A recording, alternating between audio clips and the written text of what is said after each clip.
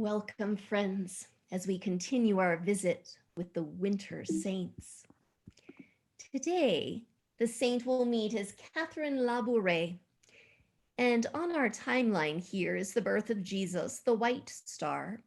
If we continue to follow time, 500, 1,000, 1,500 years, here is where we find Saint Catherine. And when we look on the globe, Catherine came from Europe. And if we zoom in close, this is where Catherine lived. Catherine Laboure, a surprising saint. Some saints lived exciting and busy lives. Every day must have been filled with thrilling adventures.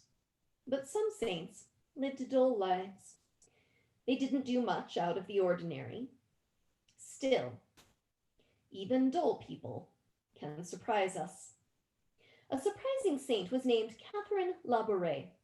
She was born in France in the year 1806. Catherine had many brothers and sisters. Of all of them, she was the only one who never learned to read or write.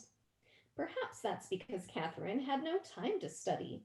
Her mother died when Catherine was only 8 years old, and she began taking care of the house and her large family. In those days, no one had washing machines or microwave ovens.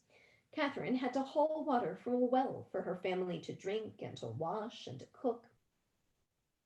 She had to build a fire and a wood-burning stove to bake.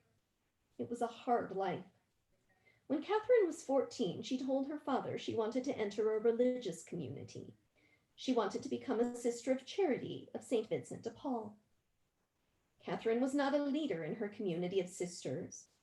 As she had done at home, Catherine did the hard jobs, the jobs that must be done again and again, the jobs many of us don't like to do. But she did her work with care and found goodness there.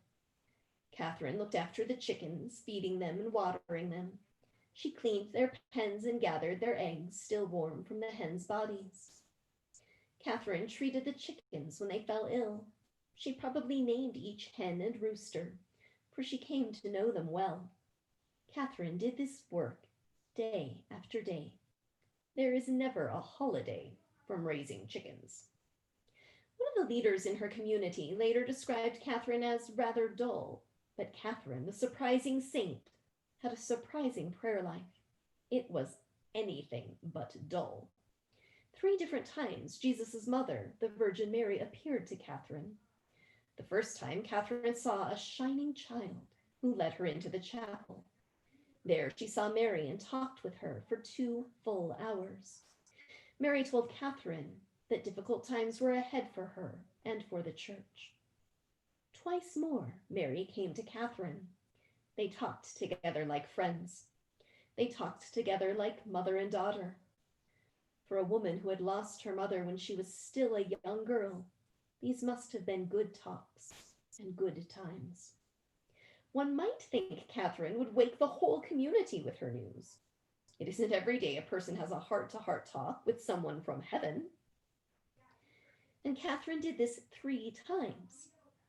But Catherine told no one of the visits Mary made to her and of their hours together.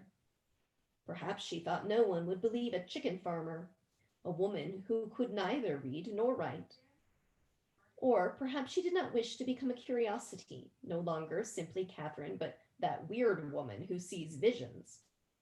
Perhaps she did not have the words to tell what she had seen and heard and felt when she was with Mary.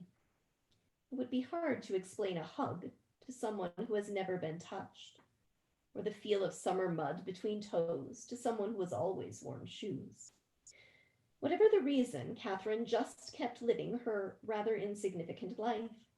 She began working in the community hospice, caring for the aged and the dying. She continued to care for her flock of chickens. Then, shortly before she died, Catherine told the leader of her community of the times Mary had come and of how she had made herself known. When Catherine died, the word of her surprising life spread. Catherine may not have been the one most people would choose to receive a vision of Mary, but she was the one God chose. And this is the day that the church remembers her. I'll see you tomorrow.